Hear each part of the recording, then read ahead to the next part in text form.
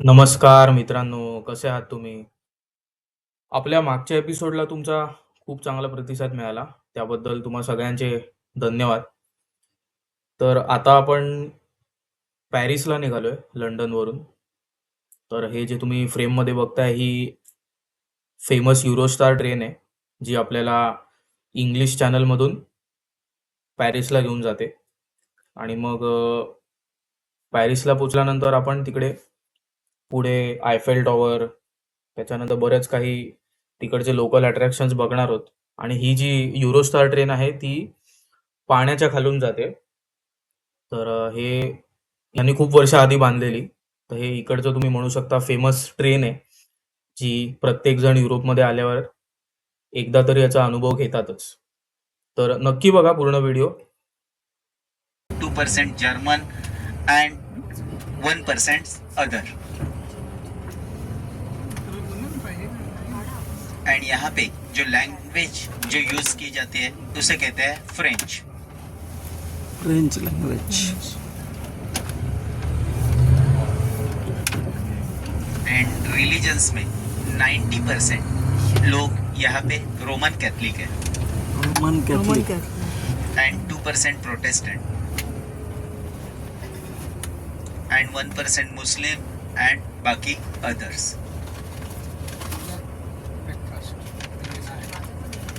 End आज से जो आप लोग करेंसी जो यूज करते हैं उसे कहते हैं यूरो टिल रोम तक। सिर्फ स्विट्जरलैंड में स्विस फ्रैंक उनकी करेंसी है, बट आप लोग यूरो में पे करते हैं तो वो लोग आपको स्विस फ्रैंक में रिटर्न देते हैं। एंड तर युरोस्टार ट्रेन मधून आम्ही जेव्हा उतरलो पॅरिसला, तिकडे आमचा कोच आलेला होता ऑलरेडी, म्हणजेच बस. त्या बसमध्ये बसून आम्ही पुढे निघालो पुढच्या प्रवासासाठी. तर आमचे टूर लिडरनी काही इन्फॉर्मेशन दिली जाताना, म्हणजे इथे कोणती करन्सी यूज करतो, तर आपण इथे युरोज यूज करणार आहोत. स्वित्झर्लंडला पुढे गेल्यावर तिकडे स्विस फ्रँक्स यूज करणार आहोत. तर हे सगळं ते बेसिक इन्फॉर्मेशन सांगतात, किंवा इकडचं पॉप्युलेशन काय आहे वगैरे. हे सगळं तुम्ही ऐकलं असेलच ह्याच्या आधी. आपण आता एका परफ्यूमच्या म्युझियमला निघालोय. तर त्याचं नाव मुसे दो परफ्यूम फ्रेंचमध्ये, म्हणजेच म्युझियम आहे परफ्यूमचं, जिकडे सगळे जुने परफ्यूम ते नवीन परफ्यूम हे सगळे त्या म्युझियम मध्ये दाखवण्यात आले. त्याचं पूर्ण नाव आहे परफ्यूम म्युझियम पॅरिस फ्रागोनार्ड. तर हे opera Garnier quarter of Paris आहे ना, त्या लोकेशन मध्ये लोकेटेड आहे. आता जे तुम्ही फ्रेम मध्ये बघताय ते आम्ही तिकडेच आलोय. गायडेड टूर पण आहे, पुढे तुम्हाला व्हिडिओ मध्ये दिसेलच एक. तिकडे लोकल इन्स्ट्रक्टर आहेत, त्या एक्सप्लेन करतायत, म्युझियमची माहिती देत आहेत. The majority of the notes are men, however there is an emergence of women in the industry. For example, Calix Becker, who created J'adore by Christian Dior, more popular in the world. Every perfume is created according to a basic pyramid with 3 notes: head notes, heart notes, and basic notes.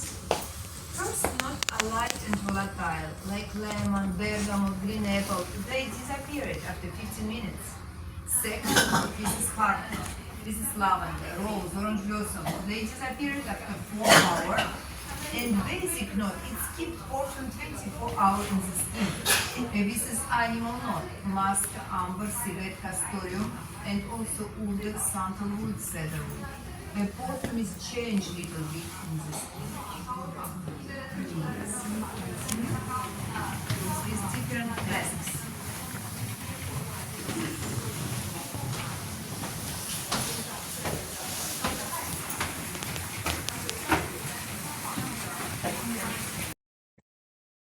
मुसे दो perfume Fragonard किंवा परफ्यूमचं museum फ्रॅगोनार्ड हे आम्ही visit केलं. खूप अप्रतिम collection आहे ऑदे परफ्यूमचं. जे आपण ऑदे परफ्यूम्स वापरतो बेसिकली ते पॅरिसमधून ओरिजिनेट होतात. आणि फ्रॅगोनार्ड हे फाउंडरच्या नावाने या म्युझियमला नाव ठेवलंय. फ्रॅगोनार्ड परफ्युमियर त्यांचं ते नाव आहे पूर्ण. आणि हे एस्टॅब्लिश झालेलं साधारण 1983 साली. आणि त्याचं लोकेशन तुम्हाला सांगायचं असेल तर 9 रिव्ह स्क्राईब 75009 पॅरिस फ्रान्स. आणि जवळचं मेट्रो स्टेशन जे आहे ते ओपेरा मेट्रो स्टेशन.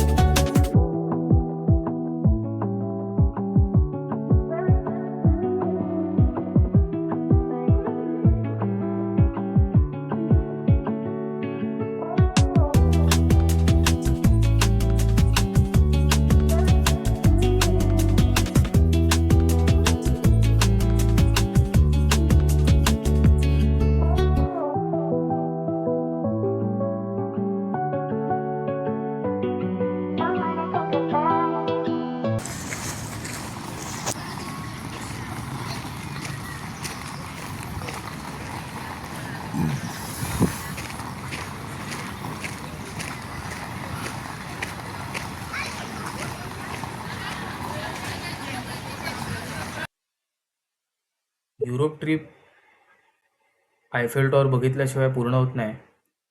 ते खरं आहे. जेव्हा आम्ही या लोकेशनला पोचलो आणि समोर जे दृश्य बघितलं तेव्हा हे जाणवलं, किती पण तुम्ही बिल्डिंग्स बघा, बुर्ज खलिफा बघा किंवा इतर कोणत्या उंच बिल्डिंग बघा, पण आयफेल टॉवरचं सुंदर दृश्य हे कोणतीच बिल्डिंग बीट करू शकत नाही. आयफेल टॉवरला फ्रेंचमध्ये ला टोर आयफेल असे म्हणतात. ती लॅटिस टॉवर आहे जी चॅम दे मार्स या लोकेशनवरती आहे. आणि त्याचा जो इंजिनियर होता गुस्तावे आयफेल, त्याच्या नावाने या टॉवरला नाव दिलंय. आणि तुम्हाला आश्चर्य वाटेल कदाचित, पण या टॉवरचं डिझाईन आणि कन्स्ट्रक्शन हे 1889 साली झालेलं आहे. म्हणजे हे युनेस्को वर्ल्ड हेरिटेज साईटमध्ये याला पदवी मिळाली 1991 साली. आणि जवळजवळ तुम्ही म्हणू शकता ॲव्हरेज व्हिजिटर्स आयफेल टॉवरला जे येतात वर्षाला ते 58,89,000 व्हिजिटर्स आहेत. पब्लिकली डेटा अवेलेबल आहे, त्याच्यावरूनच मी तुम्हाला सांगतोय. आणि हे पूर्ण फ्रान्सचं कल्चरल आयकॉन आहे आयफेल टॉवर. ह्याची हाईट 330 मीटर किंवा फुटांमध्ये म्हणायचं तर 1083 फूट उंच आहे. म्हणजेच आपली नॉर्मल बिल्डिंग बघाल तर 81 मजली ही बिल्डिंग आहे पूर्ण.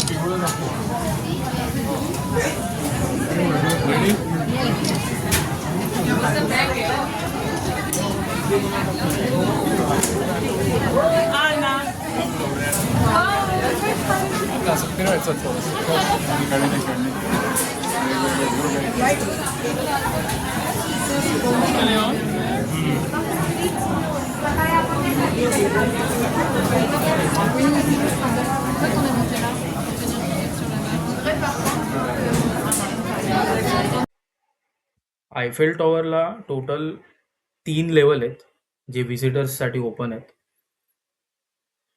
पहिले 2 लेवल आहेत ते रेस्टॉरंट्स आहेत आणि जो थर्ड लेवल आहे म्हणजे टॉप लेवल आहे तो ॲक्च्युअल ऑब्झर्वेशन डेक आहे, जिकडे आता आपण आहोत. तिन्ही लेवलला जाण्यासाठी तुम्हाला 3 वेगळ्या लिफ्ट घ्याव्या लागतात.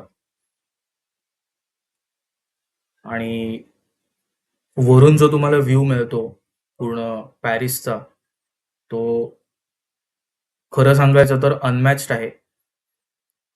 आणि खूप सुंदर तुम्हाला सिटीचं दृश्य बघायला मिळतं वरून. आणि हां, म्हणजे वॉशरूम्स वगैरे पण तुम्हाला पहिल्या 2 लेव्हलमध्ये मिळून जातील, एस्पेशली सीनियर सिटिझन्ससाठी. कारण त्याची खूप गरज लागते जेव्हा तुम्ही बाहेर असता. तर तुम्हाला वॉशरूमची सोय वगैरे दोन्हीकडे आहे, दोन्ही लेव्हल्सला. आणि स्वच्छता आहे. तसा काही इकडे प्रॉब्लेम नाही आहे. फक्त वॉलेट आणि तुमचे पर्सनल बिलॉंगिंग्स ह्याची खूप काळजी घ्यायची पॅरिसमध्ये असताना. कारण इकडे चोरीमारी व्हायची शक्यता थोडी जास्ती आहे. सो तुमचे पासपोर्ट्स किंवा पर्सनल बिलॉंगिंग्स हे तुम्ही खूप जपून ठेवा इकडे. कारण इकडे गर्दी खूप असते तिन्ही लेव्हल्सना आणि तुम्ही लिफ्टनी जाता. तर हे सगळं तुम्ही सुरक्षित ठेवा.